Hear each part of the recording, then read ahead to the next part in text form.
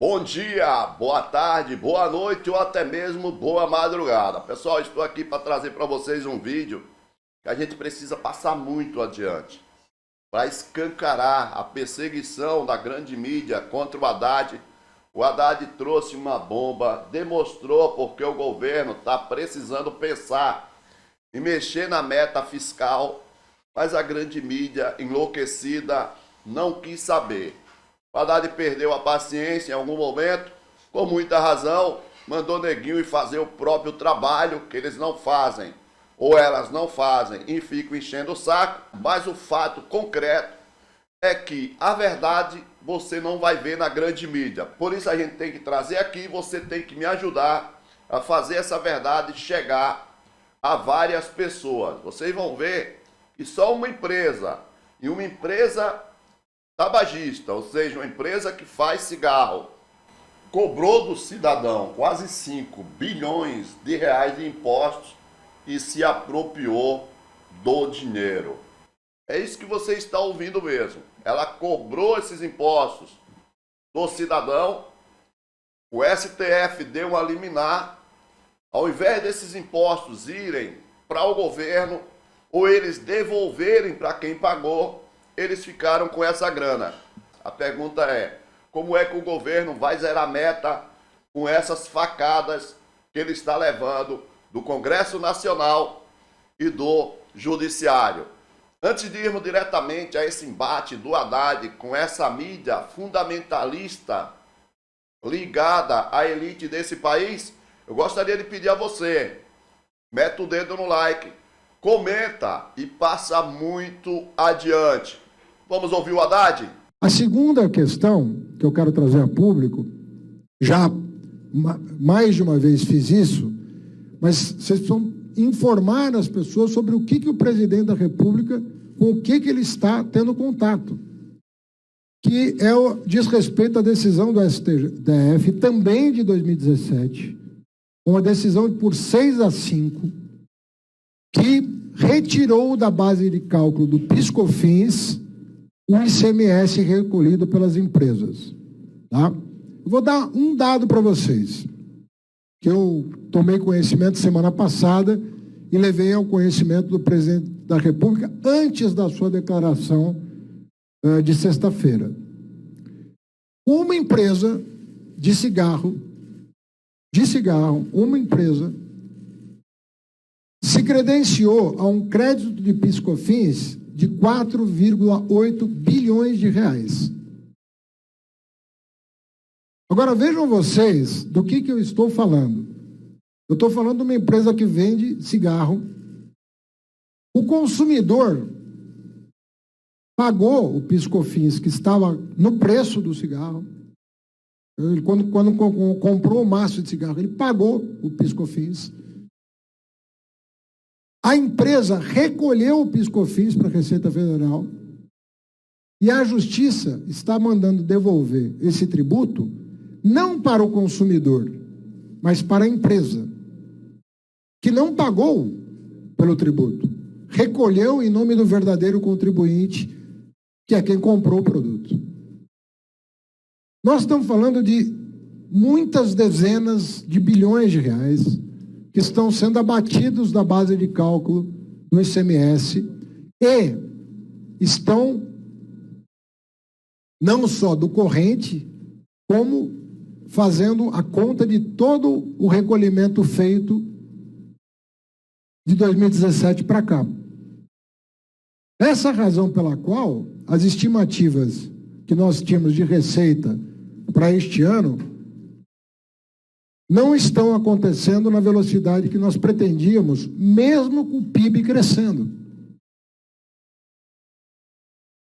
Então, o que o presidente constatou, porque é uma evidência com base nos números, ninguém aqui está omitindo a informação da sociedade, é que esses ralos fiscais, tributários, esse gasto tributário, ele está num patamar exagerado em função dessas decisões que foram tomadas em 2017. Nós estamos falando de uma coisa de 6 anos atrás, mas que a repercussão está acontecendo agora. Então, quando falam, o presidente está prejudicando o país, o presidente está sabotando o país. Não, o que está acontecendo é que o presidente está constatando os problemas advindos de decisões que precisam ser, algumas, as que podem ser reformadas, serem reformadas, e as que não podem ser reformadas serem saneadas, de alguma maneira.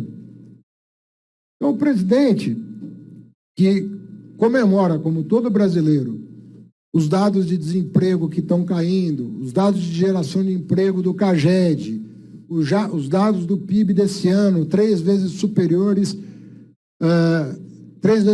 ao estimado no começo do ano, está preocupado com essa outra dimensão que é fundamental para que as coisas se encontrem. Então, esse foi o sentido do alerta que ele fez, que não há da parte do presidente, nenhum descompromisso, muito pelo contrário. Se ele não tivesse preocupado com a situação fiscal, ele não estaria pedindo apoio aqui da área econômica para a orientação das lideranças do Congresso. E isso é algo que precisa ser feito pelos 3 poderes. Não é só a área econômica, nem só o executivo. Os 3 poderes precisam estar cientes do que está acontecendo, porque esses 4 bilhões e 800 que vão ser pagos, na verdade, porque quando você desconta do imposto, de fato você está pagando. Ele não entra na conta de precatório, ele não fica nem invisível no orçamento público. Como é um dinheiro que deixa de entrar, vocês não conseguem sequer se apropriar do que está acontecendo. E nós queremos que a sociedade conheça esses números. E eu repito, quem está recebendo esse valor não é quem pagou o imposto. Porque quem pagou o imposto foi quem comprou a mercadoria, foi o consumidor. E não é ele que está recebendo de volta. Então, também aí tem um enriquecimento sem causa das empresas. Elas cobraram na ponta, recolheram para a Receita e agora vão receber de volta um imposto que foi cobrado do consumidor e que não foram elas que pagaram. Elas só repassaram para a Receita Federal. É um problema. Isso é uma questão, de novo, em 2017, as 2 decisões, veto e Pessoal, pelo que o Haddad está dizendo aí, alguém está levando algum aí, né? Porque não é possível, cara. Como é que a empresa cobra do contribuinte o imposto que seria para o Estado e, de repente, o judiciário diz assim, não precisa passar para o Estado esse dinheiro. E não manda devolver para o contribuinte. Cara, não tem como a gente achar que isso é normal. Alguém está se dando bem nessa história. É inacreditável. Vamos continuar. Decisão judicial são de 2017. Só que os efeitos se prolongaram no tempo e está tendo uma repercussão muito grande esse ano. E eu preciso levar ao conhecimento do presidente. Em março, nós não tínhamos. Aliás, nenhum governo de 2017 para cá se preocupou em resolver esse problema. Esses números que eu estou divulgando, esse caso exemplar de quase 5 bilhões de reais que terão que ser pagos, devolvidos, né, para uma única empresa. Né?